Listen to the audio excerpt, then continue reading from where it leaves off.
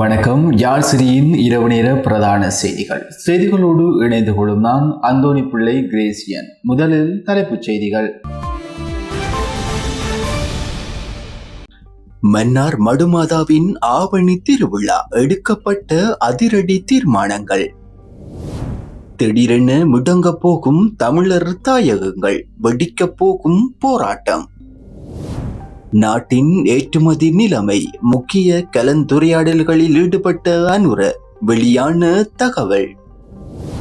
மன்னாரில் பல இடங்களில் வெடிக்கும் போராட்டம், பஜார் பகுதியில் ஒன்று திரண்ட மக்கள்.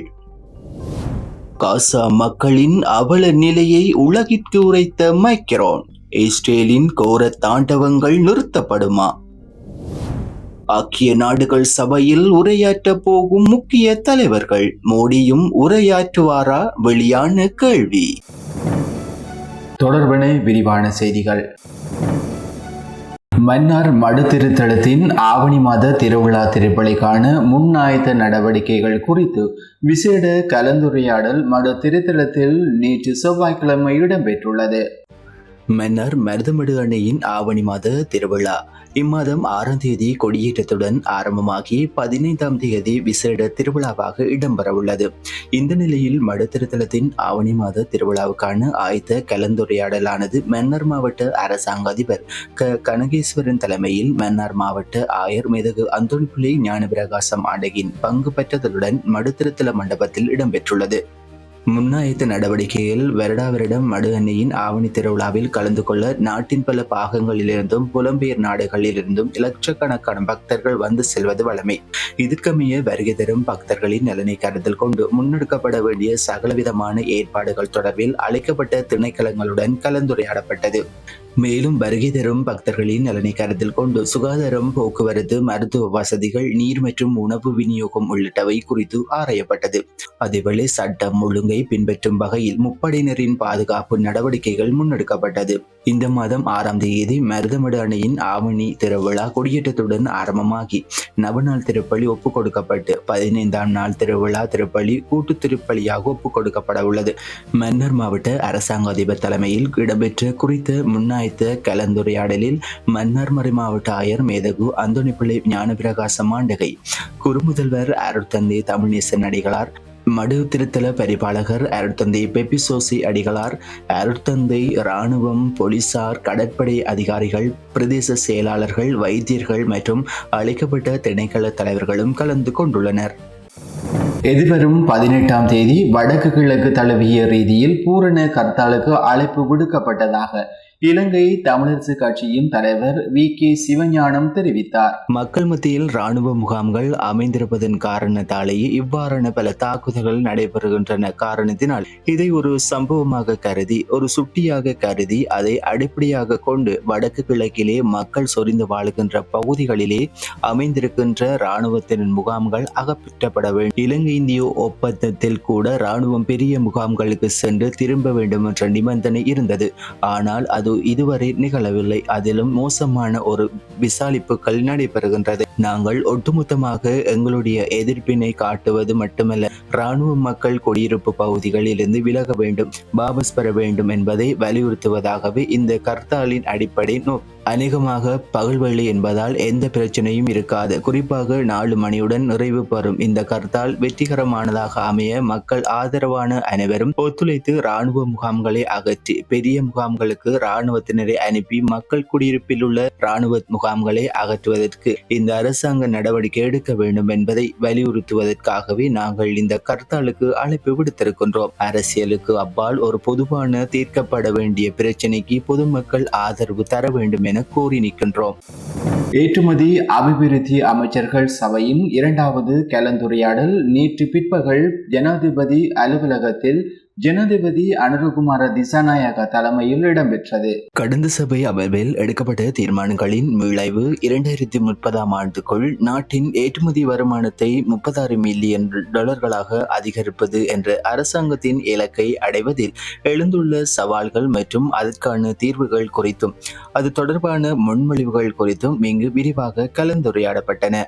ஏற்றுமதி துறையின் அபிவிருத்தி தொடர்பான பல அத்தியாவசிய விடயங்களை தொடர்பில் ஜனாதிபதி கவனம் செலுத்தியதுடன் இரத்தின கற்கள் மற்றும் ஆபரண துறையை முன்னேற்றுதல், சுங்க நடவடிக்கைகளின் செயற்திறனை மேம்படுத்த புதிய ஸ்கேன் இயந்திரத்தை நிறுவுதல், மருந்து ஏற்றுமதி தொழில்துறை, கோழி இறைச்சி ஏற்றுமதி, தேயிலை ஏற்றுமதி அபிவிருத்தி, மசாலா ஏற்றுமதி, எண்ணக்கரு திருகோணமலை துறைமுக அபிவிருத்தி, ஏற்றுமதி சார் முதலீடு மேம்பாட்டு, இலத்திரனியல் ஏற்றுமதி துறைக்கு மூலப்பொருட்களை வழங்குதல், புதிய தீர்வை வரி ஒப்பந்தங்களுக்கு செல்லுதல் மற்றும் தீர்வை வரிகள் உள்ளிட்டவை குறித்தும் இங்கு கலந்துரையாடப்பட்டது. பெருந்தோட்டம் மற்றும் சமூக உட்கட்டமைப்பு வசதிகள் அமைச்சர் சமந்த வித்யாரத்ன, கிராமிய அபிவிருத்தி, சமூக பாதுகாப்பு மற்றும் சமூக வலுவூட்டுகை அமைச்சர் முபாலி பன்னிலகி, கைத்தொழில் மற்றும் தொழில் முயற்சியாண்மை அபிவிருத்தி பிரதி அமைச்சர் சதுரங்க அபேசிங்க, மேல்மாகாண ஆளுநர் கனிப் யூசுப், பாதுகாப்பு அமைச்சின் செயலாளர் ஏஆர் வைஸ் மார்ஷல் சம்பத் துயாகொந்த, கைத்தொழில் அமைச்சின் செயலாளர் திலகா ஜெயசுந்தர உட்பட தொடர்புடைய அமைச்சுக்களின் செயலாளர்கள், இலங்கை முதலீட்டு சபையின் தலைவர் அர்ஜுன கேரத், இலங்கை ஏற்றுமதி அபிவிருத்தி சபையின் தலைவர் மங்கள விஜயசிங்க ஆகியோருடன் இலங்கை துறைமுக அதிகார சபை, இலங்கை ஏற்றுமதி அபிவிருத்தி சபை மற்றும் இலங்கை முதலீட்டு சபை ஆகியவற்றின் சிரேஷ்ட அதிகாரிகளும் இந்நிகழ்வில் கலந்து கொண்டனர். மன்னாரில் மக்களின் எதிர்ப்பை மீறி இரண்டாவது கட்டமாக முன்னெடுக்கப்பட்டு வரும் காற்றாலை மின்கோபுரம் அமைக்கும் நடவடிக்கை மற்றும் கனியமணல் அகழ்வு போன்றவற்றிற்கு எதிர்ப்பு தெரிவிக்கும் வகையில் தொடர்ச்சியாக மன்னார் பஜார் பகுதியில் போராட்டம் முன்னெடுக்கப்பட்டு வருகின்றது.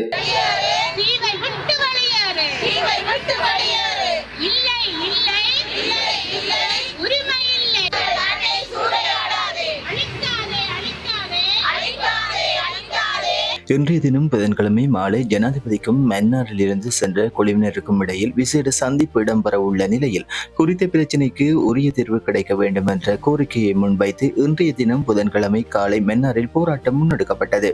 மன்னார் தீவு பகுதியில் இரண்டாவது கட்டமாக காற்றாலை மின் கோபுரங்கள் அமைக்க நடவடிக்கை எடுக்கப்பட்ட நிலையில் கடந்த ஞாயிற்றுக்கிழமை பாரிய காற்றாலைகளின் பாகங்கள் வாகனங்களில் மன்னார் நகர பகுதிக்கு நோக்கி எடுத்து வரப்பட்ட நிலையில் குறித்த போராட்டம் ஆரம்பிக்கப்பட்டது. தொடர்ச்சியாக சுழற்சி முறையில் மன்னார் நகர சுற்றுவட்ட பகுதியில் போராட்டம் முன்னெடுக்கப்பட்டு வருவதோடு எதிர்ப்பு ஊர்வலமும் முன்னெடுக்கப்பட்டு வந்தது. இன்றைய தினம் 11வது நாளாக முன்னெடுக்கப்பட்டு வருகின்ற போராட்டத்திற்கு ஆதரவாக சிறுதோப்பு மற்றும் அதனை அண்டிய கிராம மக்களும் வருகை தந்து ஆதரவு வழங்கியுள்ளனர். மேலும் யாழ் மறை மாவட்ட குருக்கள் மற்றும் அருட்சகோதரிகள் வருகை தந்து ஆதரவு வழங்கியுள்ளனர். குறிப்பாக மன்னார் தீவு பகுதியில் ஏற்கனவே அமைக்கப்பட்ட காற்றாலை மின் கோபுரங்களினால் மீனவர்கள் பாரிய அளவில் பாரிய அசௌகரியங்களுக்கு முகம் கொடுத்து வருவதோடு காற்றாலைகள் காணப்படும் பகுதிகளில் வசித்து வருகின்ற மக்கள், குறிப்பாக வயோதிபர்கள், சிறுவர்கள், கர்ப்பிணி தாய்மார்கள் பல்வேறு அசௌகரியங்களுக்கு முகம் கொடுத்து வருவதாகவும் போராட்டத்தில் ஈடுபட்டவர்கள் சுட்டிக்காட்டினர். மன்னார் காற்றாலை அமைப்பு விவகாரம் பெரும் சர்ச்சைக்குரிய விடயமாக மாறி தற்போது மாறியுள்ள நிலையில் குறித்த விடயம் தொடர்பில் ஆராய்ந்து முடிவெடுப்பதற்காக சம்பந்தப்பட்ட தரப்புகள் இன்று பிற்பகல் 3:30 மணிக்கு ஜனாதிபதி செயலகத்தில் ஜனாதிபதி அனுரகுமார திசாநாயக்காவை சந்தித்து பேச உள்ளனர். போராட்டம் நடத்தும் பொது அமைப்புகளின் 5 பிரதிநிதிகள், வன்னி மாவட்ட நாடாளுமன்ற உறுப்பினர்கள், அரசு அதிபர், பிரதேச செயலாளர் போன்றோர் இந்த கூட்டத்தில் பங்கு பெற்றுகின்றனர். குறித்த பேச்சுவார்த்தையின் போது போராட்டத்திற்கு நியாயம் கிடைக்க வேண்டும் என்றும் தமக்கு சாதகமான பதில் ஜனாதிபதியிடமிருந்து கிடைக்க வேண்டும் என்ற கோரிக்கையும் முன்வைத்துள்ளனர். ஜனாதிபதி தேர்தலுக்கு முன்னர் மன்னாருக்கு பிரசாரத்துக்கு வந்து அனுரகுமார திசாநாயக்கா மன்னாரில் அந்த பிரதேச மக்களின் அனுமதியும் இணக்கமும் இல்லாமல் இத்தகைய திட்டங்கள் முன்னெடுக்கப்பட மாட்டாது என்று வாக்குறுதி அளித்திருந்தார் என்பதும் குறிப்பிடத்தக்கது. அடுத்து சர்வதேச செய்திகள். காசாவை கைப்பற்றும் இஸ்ரேலின் திட்டம் என்பது நடக்க இருக்கும் ஒரு பேரழிவு என்று விமர்சித்துள்ள பிரான்ஸ் அதிபர் இம்மானுவேல் மேக்ரான் இது முடிவில்லாத போரை நோக்கி நகர்த்தும் என்றும் தெரிவித்துள்ளார். இராணுவ நடவடிக்கை மூலம் காசா நகரை கைப்பற்றும் இஸ்ரேலின் திட்டத்திற்கு அதன் பாதுகாப்பு அமைச்சரவை கடந்த வாரம் ஒப்புதல் அளித்தது. ஏற்கனவே காசா பகுதியில் சிக்கி உள்ள அப்பாவி மக்கள் உணவு பஞ்சத்தாலும் இஸ்ரேல் இராணுவத்தின் தாக்குதலாலும் கடும் பேரழிவை சந்தித்து வருகின்றார்கள். இந்நிலையில் காசாவின் முக்கிய பகுதியான காசா சிட்டியை கைப்பற்ற இஸ்ரேல் திட்டமிட்டிருப்பது சர்வதேச அளவில் பெரும் பதட்டத்தை ஏற்படுத்தியிருக்கின்றது. இந்த நிலையில் இது தொடர்பாக அறிக்கை வெளியிட்டுள்ள பிரான்ஸ் அதிபர் இம்மானுவேல் மேக்ரான், காசாவை கைப்பற்றும் இஸ்ரேலின் திட்டம் என்பது நடக்க இருக்கும் ஒரு பேரழிவு. நிரந்தர போர் நிறுத்தத்துடன் இந்த போர் முடிவடைய வேண்டும்.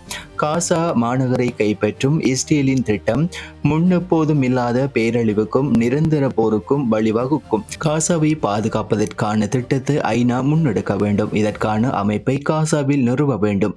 ஐநா பாதுகாப்பு கவுன்சிலில் இதற்கான நடவடிக்கைகளை விரைவாக எடுக்க வேண்டும்.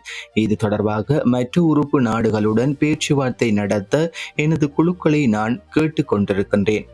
ஐநாவால் முன்மொழியப்படும் இந்த அமைப்பு காசாவை பாதுகாப்பது, அப்பாவி மக்களை பாதுகாப்பது, பாலஸ்தீன அரசுக்கு ஆதரவாக பணியாற்றுவது ஆகிய பணிகளை மேற்கொள்ள வேண்டும் என்றும் வலியுறுத்தியுள்ளார். பாலஸ்தீனத்தை ஒரு நாடாக பிரான்ஸ் கடந்த மாதம் அங்கீகரித்தது. அதன் தொடர்ச்சியாக பாலஸ்தீனத்துக்கு ஆதரவான நிலைப்பாட்டில் தனக்கு உள்ள உறுதியை இம்மானுவேல் மேக்ரான் வெளிப்படுத்தியுள்ளார்.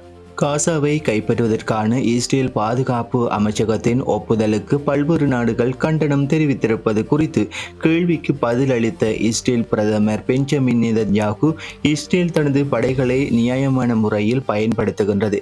ஹமாஸின் தோல்வியை முழுமையாக்குவதை தவிர இஸ்ரேலுக்கு வேறு வழி இல்லை. காசாவின் சுமார் 75% பகுதிகள் இஸ்ரேலின் கட்டுப்பாட்டில், இஸ்ரேல் இராணுவத்தின் கட்டுப்பாட்டில் தான் உள்ளது. மீதம் 2 கோட்டைகள் உள்ளன. ஒன்று காசா மாநகரம், மற்றொன்று அல் மவாசியில் உள்ள மத்திய முகாம்கள் பகுதி என்றும் தெரிவித்துள்ளார். உலக தலைவர்கள் மத்தியில் செப்டம்பர் மாதம் 23ஆம் தேதி அமெரிக்க அதிபர் டொனால்ட் ட்ரம்ப் உரை நிகழ்த்த உள்ளார்.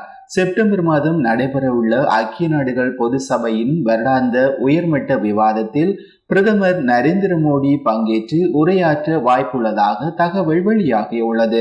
ஐக்கிய நாடுகள் சபையின் 80வது பொதுச்சபை கூட்டத்தொடர் செப்டம்பர் 9ஆம் தேதி தொடங்குகின்றது. இந்த கூட்டத்தொடரில் உயர்மட்ட பொது விவாதம் செப்டம்பர் 23 முதல் 29 வரை நடைபெறவுள்ளது. இந்த தொடரின் முதல் பாரம்பரிய பேச்சாளராக பிரேசில் உள்ளது. பிரேசில் அரசு தலைவரின் உரையை அடுத்து அமெரிக்க அதிபரின் உரை இருக்கும். ஐநா பொதுசபை மேடையில் உலக தலைவர்கள் மத்தியில் செப்டம்பர் 23ஆம் தேதி அமெரிக்க அதிபர் டொனால்ட் ட்ரம்ப் உரை நிகழ்த்த உள்ளார். இந்த உயர்மட்ட விவாதத்துக்கான தற்காலிக பேச்சாளர்கள் பட்டியல் வெளியிடப்பட்டுள்ளது. அதன்படி இந்திய அரசாங்க தலைவர் செப்டம்பர் 26ஆம் தேதி ஐநா பொதுசபை மேடையில் உரையாற்றுவார். அதே தினத்தன்று சீனா, இஸ்ரேல், பாகிஸ்தான், வங்கதேச அரசு தலைவர்களும் உரை நிகழ்த்த உள்ளனர். ஐநா பொது சபையில் இந்தியா சார்பில் பிரதமர் நரேந்திர மோடி உரை நிகழ்த்துவார் என எதிர்பார்க்கப்படுகின்றது. இதற்காக அவர் அடுத்த மாதம் அமெரிக்கா செல்ல வாய்ப்புள்ளது. இதற்கு முன்பாக கடந்த பிப்ரவரியில் பிரதமர் மோடி அமெரிக்கா சென்றார். அப்போது அதிபர் ட்ரம்புடன் நடத்திய பேச்சுவார்த்தையில் இரு நாடுகளுக்கும் இடையே பல்வேறு ஒப்பந்தங்கள் முன்னெடுத்து செல்வது தொடர்பான ஆலோசனை மேற்கொள்ளப்பட்டது. அமெரிக்கா இந்திய இடையான இருதரப்பு வர்த்தக ஒப்பந்தத்தை இறுதி செய்வதற்கு பேச்சுவார்த்தை இரு நாடுகளுக்கும் இடையே நடைபெற்று வருகின்றது. எனினும் இந்தியா அதிக வரி விதிப்பதற்காக கூறி பதில் நடவடிக்கையாக 25% வரியை இந்திய பொருட்களுக்கு விதிப்பதாக ட்ரம்ப் அறிவித்தார். அதன்பின் ரஷ்யாவிடமிருந்து கச்சா எண்ணெய் இறக்குமதியை கண்டித்து கூடுதலாக 25% வரியை குறித்த அறிவிப்பை வெளியிட்டார். அதே நேரத்தில் இந்தியாவுடனான வர்த்தக ஒப்பந்தம் தொடர்பாக பேச்சுவார்த்தை நடத்த அமெரிக்கா குழு வரும் 25ஆம் தேதி இந்தியா வர உள்ளது என்பதும் குறிப்பிடத்தக்கது. இத்துடன் யாழ்ஸ்ரீயின் இரவு நேர பிரதான செய்திகள் நிறைவடைகின்றன. உடனுக்குடன் செய்திகளை அறிந்து கொள்ள யாழ்ஸ்ரீ மீடியா இணையதளத்துக்கு பிரவேசியுங்கள். நன்றி, வணக்கம்.